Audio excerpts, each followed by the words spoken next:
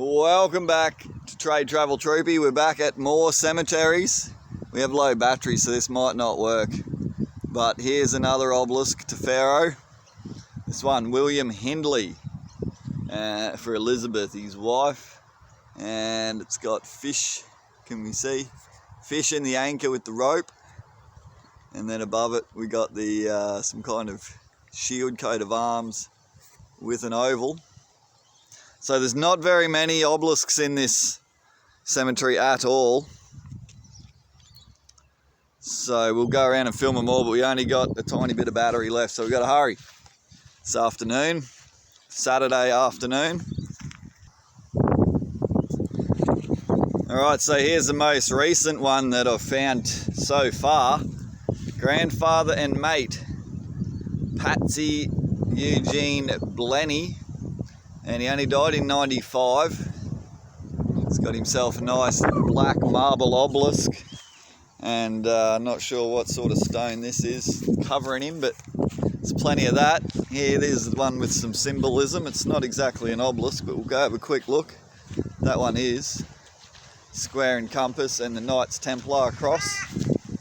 And it says IHS and then the V at the bottom. I don't know if you can see. Don't want to tread on anybody's grave. Charles Francis Edwards, 74 years. So there is probably plenty of masons. Yeah, look, this one's all full mason again. Interesting, this one's got a lot of stuff. You can see the crown, triangle, square and compass, the cross, and then at the bottom is the ruler. This one's James William Nuttall.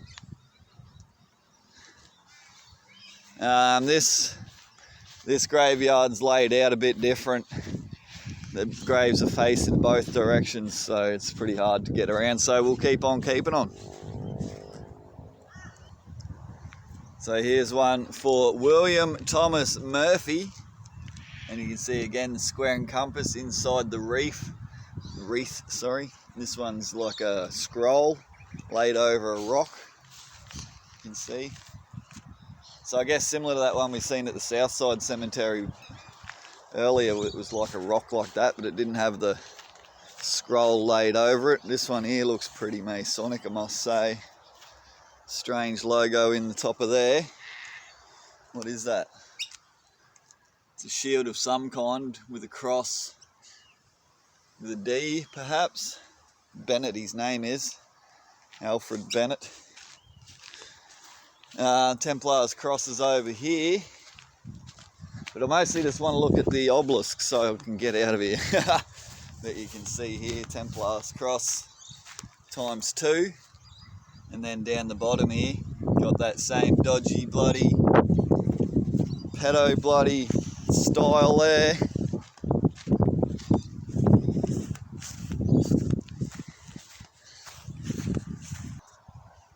This one's nothing too sus. Isis, Horus and Seth again on the top on the cross. 3 layers of square at the bottom. Square and compass. Hollingsworth, that one. It's really hard to do at this cemetery because they're all facing all over the shop, but we'll keep on keeping on. Keeping an eye out for any suspect ones as we work our way over to some of these bigger ones over here. Alright, so this is one of the biggest, most impressive ones in the cemetery I've seen so far. It's called Catherine Power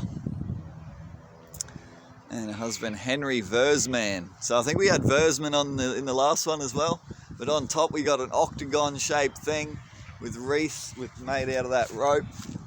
And we've got bloody nuns' heads. We've got 3 circles on there sticking out like balls. Oh, here's the top.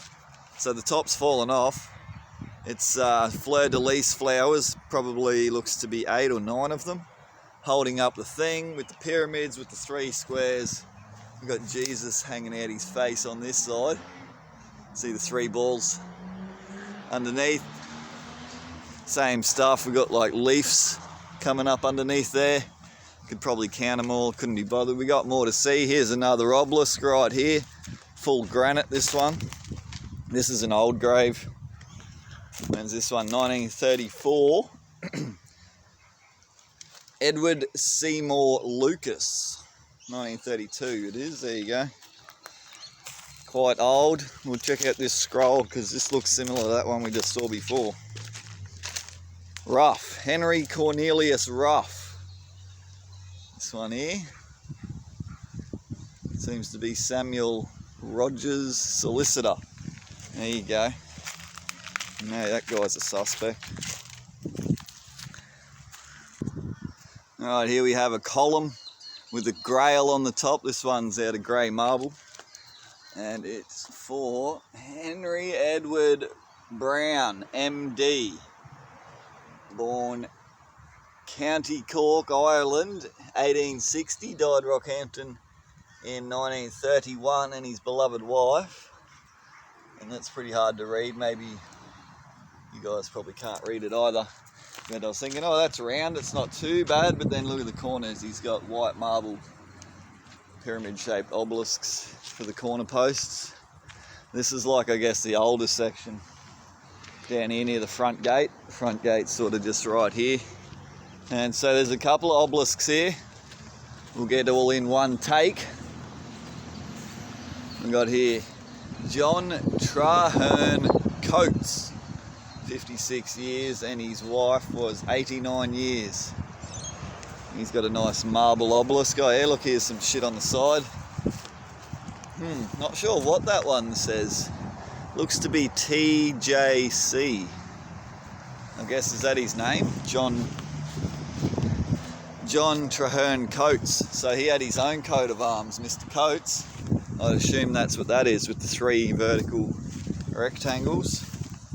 And this side, Mrs. never got finished off. And then we go to this one real quickly again. Got your Isis, Horus and Seth at the bottom. And it's an obelisk, and this one is Elizabeth Rachel, beloved wife of William Edward Higson. So this is the Higsons. Right there behind them is George Barnes. Old Barnesy. Barnesy's a Freemason and wants everyone to know it for eternity. Carved it into stone. And then over here, looks like making books was popular back in the day when they all wanted to have their graves look like books in this area. Got the 2 pillars holding them up. I don't really know if that's, you know, whatever. Could be regular. We'll give them a pass this time. But yeah, there's this huge graveyard again. It's probably, I'd say it's about 8 acres maybe. I reckon it's probably 4 acres here and easy 4 down this way. So we'll go down here. It's a bit of a walk. And we'll see you shortly. Alright, so here is Ernest Newman Gardiner, and he's proud Freemason. Been here since 1950, 1948. But there's not very many obelisks down here at all in this area. So, you know, it's also no dogs allowed in this cemetery, so Rossi's chilling in the car, so I won't stay here long. It's not going to be that exciting. There's, yeah, I don't know. I'm not going down there, it's just more of the same. It looks like maybe pharaohs don't want to be buried over here with the rest of us peasants. Here's James John Jim. Been there since 2010. What other ones have we got? Yeah, I don't really see anything sticking up. There's no pricks down this way. This one looks pretty old. Let's have a look. It's strange because it's rough granite. Normally they're all smooth granite. This one's 1948. And yeah, there was one I saw up here which looked a little interesting, so we'll go suss it out.